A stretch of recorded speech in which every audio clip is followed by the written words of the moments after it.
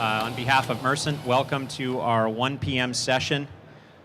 At this time, we're going to be talking about third-party marketplaces in the e-commerce industry, and we're going to try to touch on the perspective of retailers participating in these emerging or established programs. Also hear from some marketplace operators. We've got some real-time data coming in from Forrester. Let me go ahead and just quickly introduce our panel to you again. So we have Andy Hoar, who's a senior analyst in eBusiness and channel strategy for Forrester Research. Soren Mills, who's chief marketing officer at Newegg. We have Eric Heller, who's the CEO and co-founder of Marketplace Ignition. And this guy, Paul Connors, who is our director of marketplaces at Mercent. So welcome, you guys, and thanks for your opportunity to come and participate today. So quick industry backdrop just to set up the conversation. Forrester's projecting online retail sales will reach $370 billion by 2017. That's up from $231 billion in 2013, and that's a 10% compound annual growth rate over the next 5 years. A key channel supporting this continued growth is, of course, the aggregate third-party marketplace market. And these are sites that, in certain cases, can complement a retailer's selling strategy, and in certain cases, obviously, create formidable competition for some of the established players in the market. So I'm going to open it up to questions at this point with just a very general opener, guys. This is a softball. When you think about the retailer's perspective on third-party marketplace selling, considerations like customer ownership, the point of sale, and maybe even more tactical considerations like product assortment and pricing. Can you just provide a general overview of how you view the market and how third-party marketplaces are emerging as a phenomenon in e-commerce? Well, yeah, since he's looking at me, I assume he wants me to kick things off. And by the way, I feel compelled to say we are not a singing group, despite the fact that we may look like one. So we at Forrester are actually quite bullish on marketplaces. And you don't have to look any further than this statement itself. Now, we take a very broad definition of what a marketplace actually is.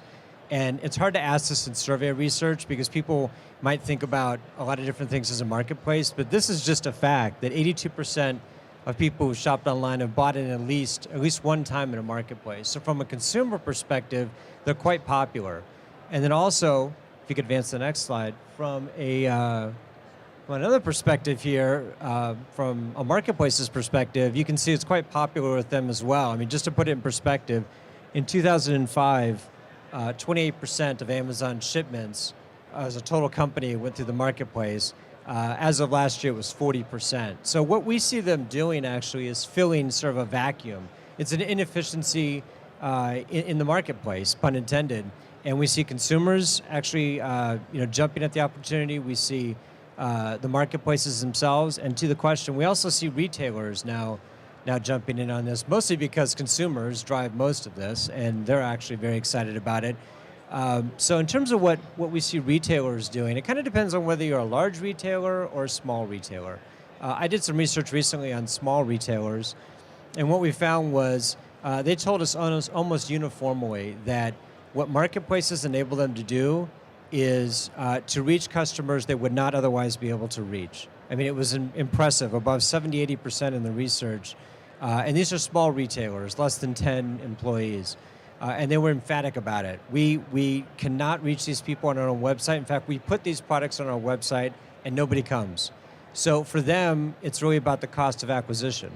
And the cost of acquisition is the fee they have to pay to be in a marketplace. So they couldn't otherwise produce that. So these marketplaces which have the demand for which they are the supply, it's a perfect sort of mix. For larger retailers, and I'll let some other folks address this one as well, it's a different calculus. There's similarities in terms of reaching new customers, but it has to be part of a more complicated, more detailed channel strategy because you may want to sell certain things through Amazon Marketplace and other things through eBay and maybe Newegg and others. If you're a smaller retailer, it's not quite as sophisticated. It's getting there, but for larger retailers who can devote resources to it, people, technology, they can be more fickle.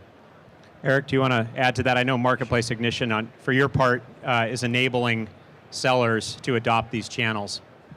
Exactly. One of the things that I thought was really interesting that you said was talking about acquisition. So of the clients that we work with who have sophisticated business intelligence divisions, one of the things that we continuously find is that each of the marketplaces that they go to, they have consistent new-to-file customer acquisition rates. In fact, I would tell you that we see 88 to 95% new customer every quarter that it's measured for every marketplace they're on. And what's fascinating is that when I go and I start on Amazon and then I launch on eBay, or I launch on Newegg, what I don't see is I don't see a degradation of my new customer percent. Newegg isn't chasing the same customer as Sears or the same customer as Amazon. And in fact, I think this actually speaks to exactly what you were just saying, which is that the reason retailers want to participate in marketplaces is because they're the fastest growing segment in online retail. And by participating, you get the opportunity to be part of that, and you get the customer acquisition aspect, because each of these marketplaces can outspend any individual retailer and develop their own vertical subset of customers. So by participating on there, you get access to that while also growing your own brand and your own ability to transact. Yeah, makes sense. So Soren, you're in the business of operating a marketplace, and obviously these programs are not all created equal. Do you want to just talk a little bit about how you think of the retailer's decision process or decision framework, and certainly would like to hear how you set about differentiating your program in the market. Yeah, I think one of the interesting things for us, is this on? Can you guys hear? Yeah.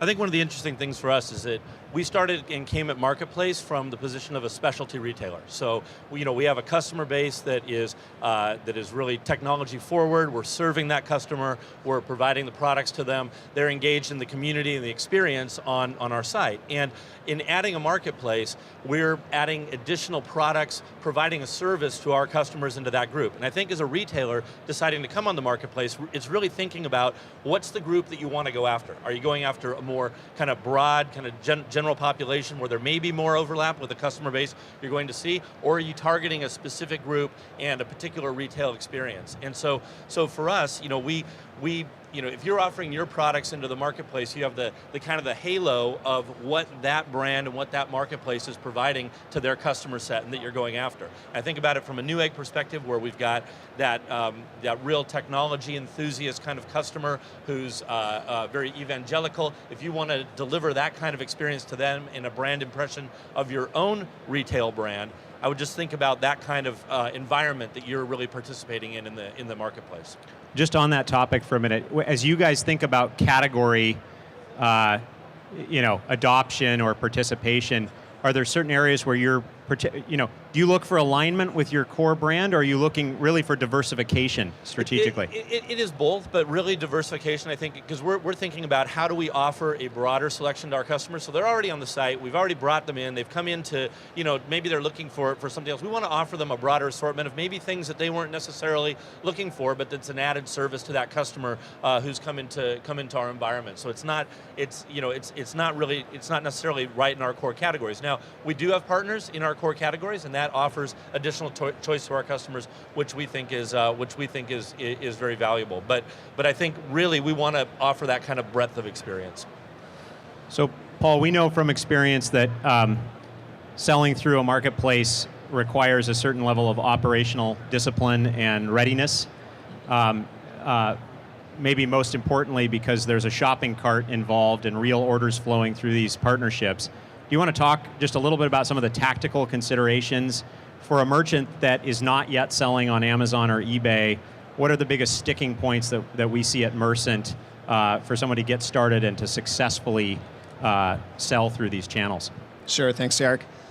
I think the biggest sticking point we see is an investment in the integration that is not as foresightful as it needs to be in terms of the order handling, product and offer handling that will work across multiple marketplaces, because our role is that we want the retailer to be able to not have to make a decision one versus the other, but to be able to make the decision that okay, for my branding concerns, I'm going to have this part of my selection go to Amazon, but withhold certain things. For eBay, I'm going to send it all. For Sears, I'm going to send the high value items where currently sales tax isn't going to present an issue for them. For Newegg, I'm going to appeal to the enthusiast and also the things that are going to halo out from that. So our position is really making it a non-decision which channel to go to and smoothing that. The hangups we see are where the integration is not robust enough to handle the order information from all channels. So coming back to Amazon for a minute, just given their dominance in the industry, Andy, I don't know if you have data that speaks to this. We've seen earlier that third-party units sold and potentially fulfilled through Amazon's infrastructure on behalf of third-party merchants has grown from 28% to 40%. I did notice that number decelerated a little bit in the first quarter. I don't know if that's holiday, but I think the Q4 number was 41%, the Q1 number was 39%. Have we reached a stasis here? And do you have a perspective on, particularly for these larger merchants that might view Amazon ultimately as a competitive threat, how that dynamic is changing over time? Yeah, I don't know that we reached a stasis, because I don't think you ever reach a stasis with Amazon. There are temporary plateaus, perhaps, but then if history's any guide, since 1995, they've grown rather dramatically. So I'd maybe recharacterize it as a temporary plateau, but temporary as in maybe even a quarter. No, I mean, to the points that were made earlier, it's just such an abundant possibility here in selling through marketplaces. I mean, so to put it in perspective, the marketplaces represent about 10% of Amazon's total revenue, but 40% of its profit. That's an important distinction. It's free money for them in many ways. So they're heavily inclined to continue along that path and to broaden this as much as they can. It could mean lower rates on commission going forward to attract new categories.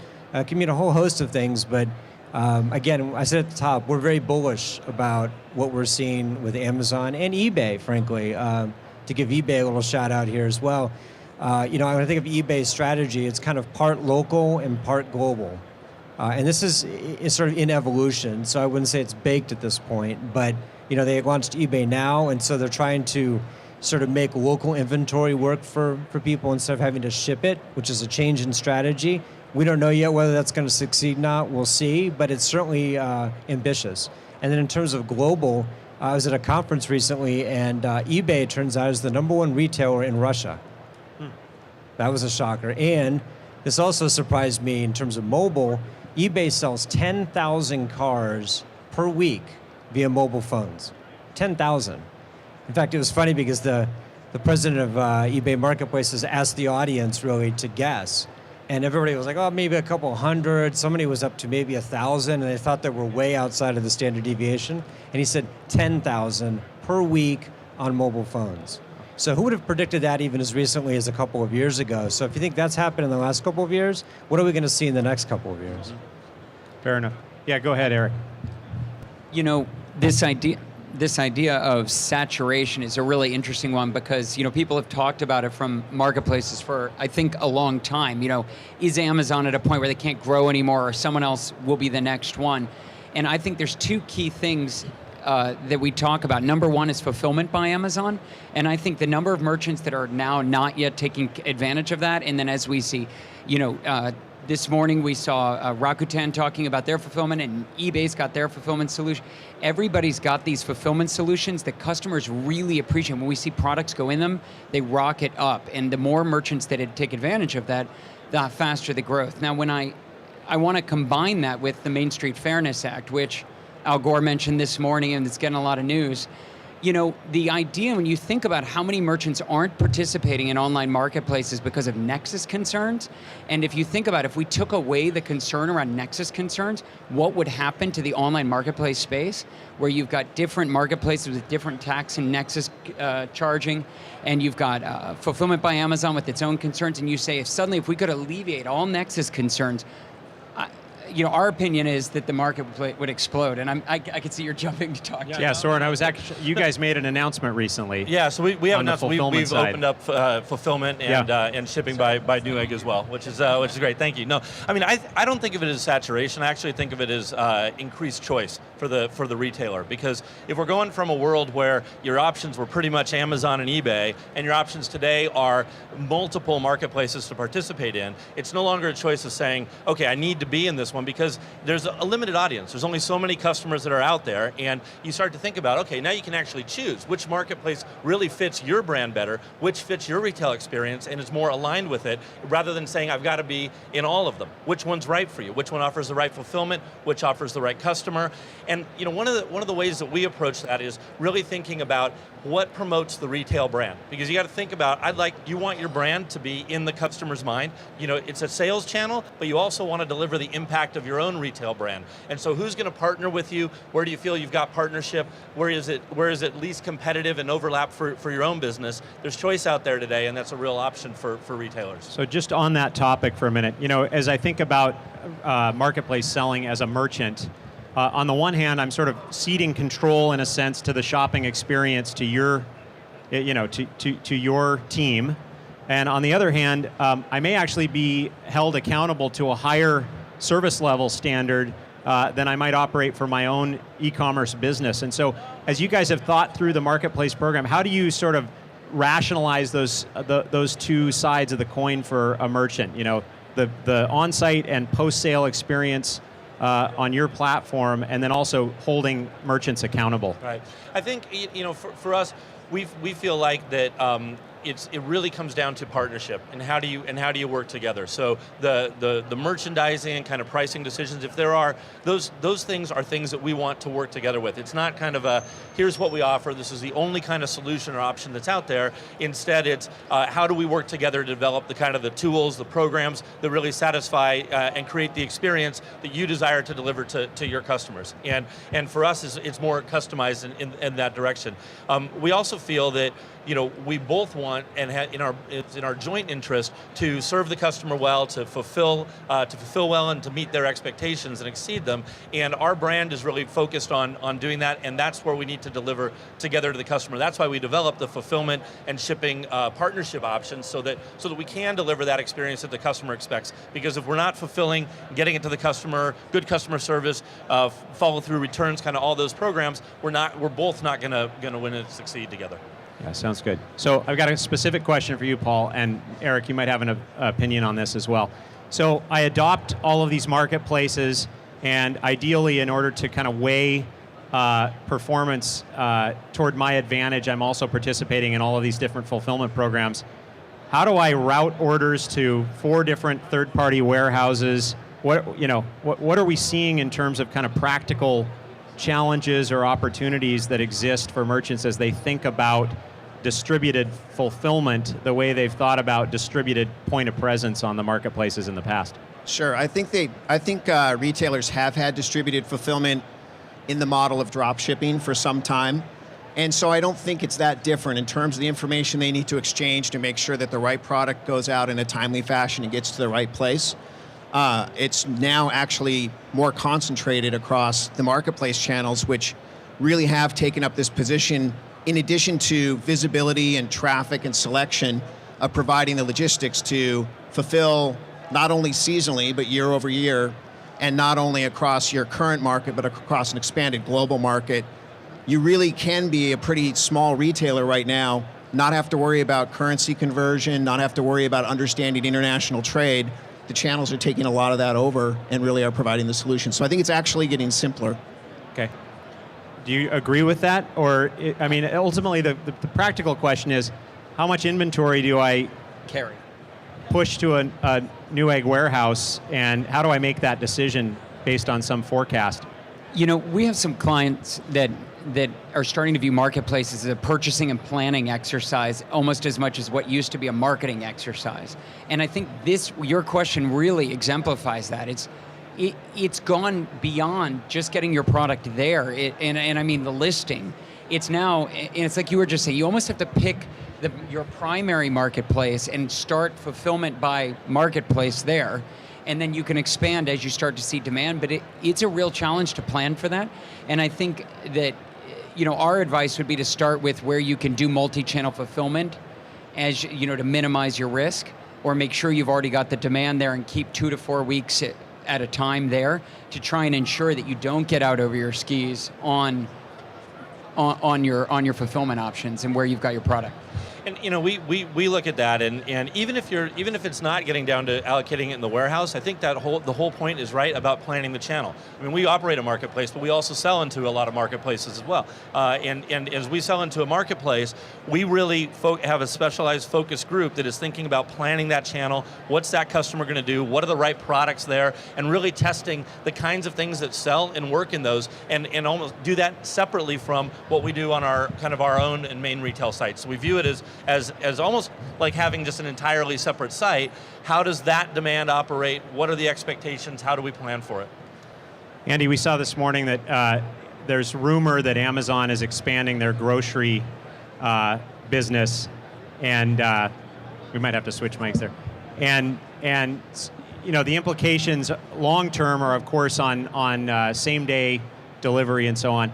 I don't think we've seen programs like FBA or the other third-party fulfillment programs enabling same-day delivery for third-party sellers yet. Do you think this is sort of the next major hurdle for these platform providers? Are consumers looking for this, and are retailers looking for infrastructure to facilitate it? I would say it feels like the next evolutionary step, but the reality is it's very much an experiment at this point. It isn't fair to say that retailers are going to be able to extract enough value out of delivering something same day, because we're not sure that consumers really value the difference between 1 day and 2 day shipping, especially if it means you have to pay an extra $5, $6, $10 for same day. So we believe that rhetorically, the marketplace, no pun intended, feels like they need to move in this direction because they're trying to one-up one another. And everybody says, well, this is the next logical step. And I guess pretty soon it'll be instant or real time in the form of those 3D printing things. Who knows? But we think actually that it's more a dynamic of the competition and the vendors in the marketplace than it really is a derived consumer need. So guys, before we open it up to questions, just any final thoughts on considerations for the retailer? Let's focus on one takeaway. I'll put you on the spot, Andy. In terms of, where do I start, and strategically, how do I think about Amazon, Newegg, Sears, eBay, and others in my overall e-commerce strategy? Yeah, it depends on what category you're in. It depends on how large a company you are. It depends on what part of your strategy it represents. If it's the majority of your strategy, that's one thing. If it's just another sort of minor channel, but a channel, then that's different. I would say have a plan, think through it, vet it, and try things, because you just can't predict. Through things moving so quickly and things changing so dynamically, you just don't know. Amazon today could be different from Amazon in a year, and if you make a 3 to 5 year plan, it's a fool's errand. It's too late. What I would say to complement that is that, Amazon, if you look at the IR 500 guide, is 1 out of every $4 transacted in the IR 500. If you add on eBay, you add on Newegg, you add on Best Buy Market, you add each of these marketplaces, you could come up with somewhere certainly north of 20% of all e-commerce is happening or growing on these marketplaces.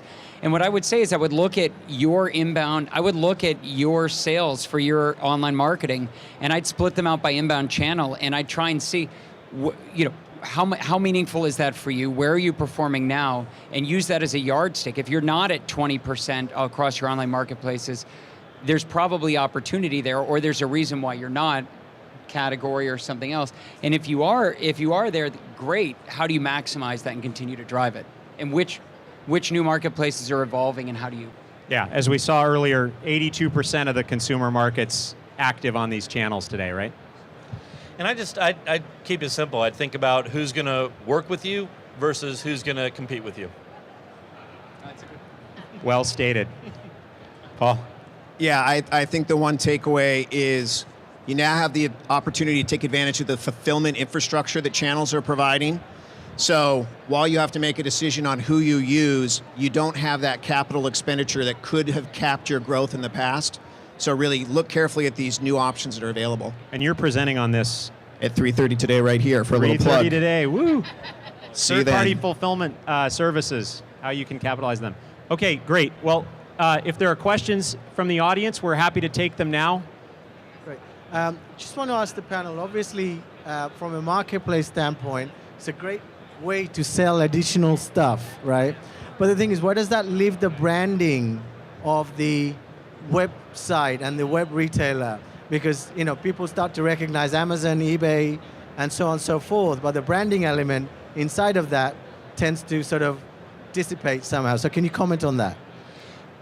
I think from my perspective, it's a great question. I battled it from both sides of it. I mean, I think you have to look at it and think about what you're really using it for, because it's not going to be an acquisition channel in the same way that your other channels work for you. So you have to think about it as a sales channel, and how does that play into the mix of your overall business? And say, okay, as a channel, I'm willing to live with that because and you judge it that way on an ROI basis, not a customer acquisition basis. And the second thing is, I would also look, there's different brand impact on different marketplaces. So the impact of your brand is going to be different on one versus another. And so I'd look at who is really willing to put your brand more forward, let you present that more on the site, make it more clear that it's actually your retail brand that's selling in partnership together, versus those that really wash out your brand entirely and don't give you that kind of impact. So to me, those are the considerations when you think about who's going to partner with you versus who's kind of more on the competitive side. Andy?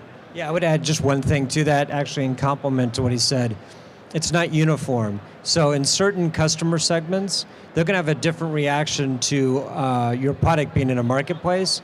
So hypothetically, younger audiences looking at iPods or iPads are going to react to your brand on Amazon Marketplace differently from a 60-year-old man who's looking for a hammer on a specialty marketplace. So there's a different reaction based on the customer segment. And I'm not the guy to complicate everything, but I think you have to think through who are your key customers, where are they buying, and to your point, look at what impact, positive or negative, it's going to have on your brand.